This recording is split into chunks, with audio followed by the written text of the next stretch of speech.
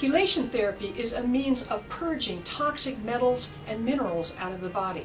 It's effective in treating and preventing atherosclerosis, heart attacks, strokes, circulatory problems, and even neurological disorders.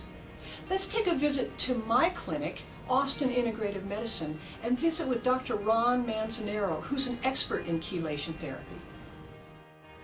We're here at Austin Integrative Medicine, and we are talking to Dr. Ron Manzanero about chelation. Good morning, doctor. How are you? Fine, thank you. So, tell us, what is chelation?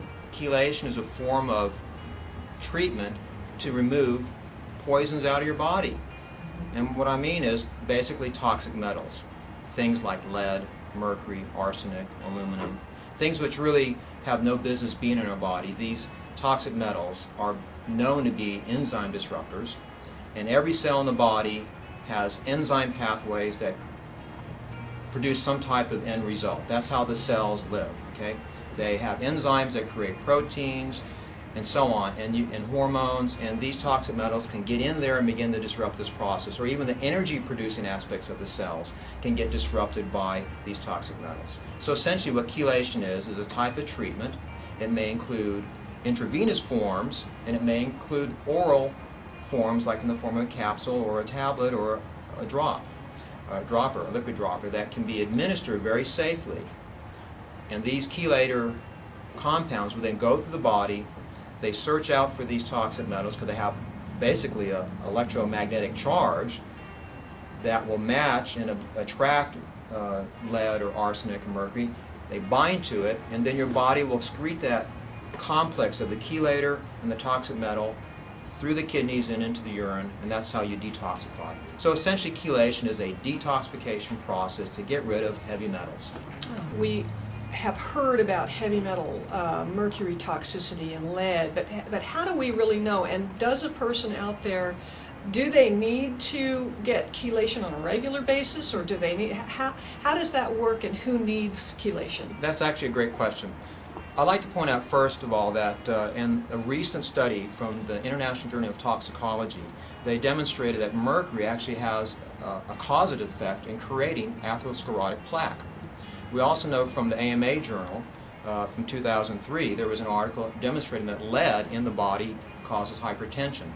And in Circulation journal last year from 2006, a landmark study showing that lead actually is a significant cause of cardiovascular mortality. Not just morbidity, meaning illness, but actual death.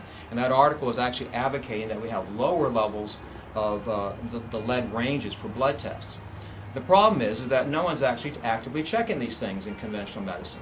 And how do we get exposed to these things? Well, we're breathing these things every day. It's in our food and air. But primarily, a lot of the exposure is coming from environmental air pollution.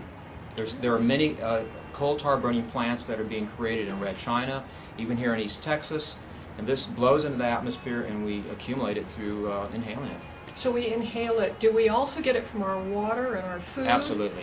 Yeah. Absolutely. And then many of us grew up in a generation where they still had leaded paints. Mm-hmm. So that lead may still be in your body, because one of the body's way of getting rid of that is really not to dump it out of the body, but to store it. And lead is actually stored in the bones of our body. So that actually gets us back to the AMA journal from 2003. It was a study on women going into perimenopause and then early menopause. And we all know what happens in menopause. Your bones begin to thin. So as the bones begin to thin out, they start reintroducing lead back into the bloodstream. And lead actually causes the arteries to constrict. It inhibits an enzyme that allows arteries to relax. And that's essentially what a lot of toxic metals do, is they are enzyme inhibitors. Or disruptors, actually. So what age really is a good time to be thinking of detoxification, and how do we determine whether this person really, should we wait until the horse is out of the barn, so to speak, until somebody actually has atherosclerosis or cardiovascular disease or other problems, or is there some sort of preventative protocol that we can start, right away, or when we're young? Frankly, I think any biological entity, whether you're a plant or an animal or a human, is getting exposed and really needs to have some protection from this. So to get really back to your question though, I think it does need to be done preventatively. At what age? Teenage years even. We start accumulating these toxins. Now, it may not be a problem then, but you can start doing oral chelation. that's taken some daily form and maybe in a capsule form or liquid form of EDTA or another compound called DMSA. Actually, I advocate people getting an IV treatment, intravenous treatment of EDTA periodically. What would you recommend as far as if I were coming in and I don't have any overt symptoms, shall we say, of disease, but obviously I've had dental amalgams removed, I eat a lot of fish, I've been exposed to various things. Would you recommend that I get tested, for example, or should I just start on an oral, or how would I know that I actually need to do intravenous chelation? Well, the testing is not perfect. Most doctors today believe that a simple serum or blood level test that will look at lead or mercury is adequate, and it's really not, because these serum lead levels or mercury levels only are reflective of what you've been exposed to in the past maybe 72 hours. Okay? But if you want to get a sense of the deeper tissue burden in the body, what I typically do, and what many chelation doctors do, is to administer a provocative challenge, that's what we call it. So we'll actually give you an IV, administer some EDTA, which is one of the forms of the chelators, along with another FDA-approved chelator called DMSA, which is an oral pill. It has a little bit more affinity towards mercury.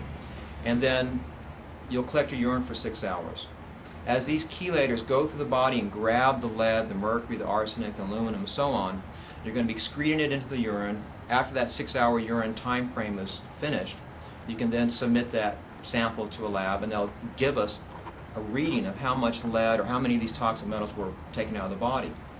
That doesn't necessarily mean that you're in a severe disease state because you have these in your body, but it says, look, you have these toxic metals, they're there. We know they're enzyme disruptors and hormone disruptors. Why not start getting some of this stuff out? Now, how long do we do this? My feeling is we should do it for the rest of our life. And you and I know and come from the school of detoxification is the first line that we, remove, replenish, restore, is, really the principles of health, which the reason why I'm so excited in aligning with you here in this clinic is that we're taking a health management approach versus a disease management approach, so that we really want to go preventative and focus on health. That's disease treatment. And Yeah. how can we optimize a person's health is something that's so much more in line to my philosophy and what I went into medicine for. And it's not about take a pill or a drug for this or that. How about doing some lifestyle changes? How about detoxifying the body so that the body can better repair and heal itself? Thanks, Dr. Manzanero, for enlightening us on chelation therapy. Join us next time as we explore the exciting world of complementary and alternative medicine to your health.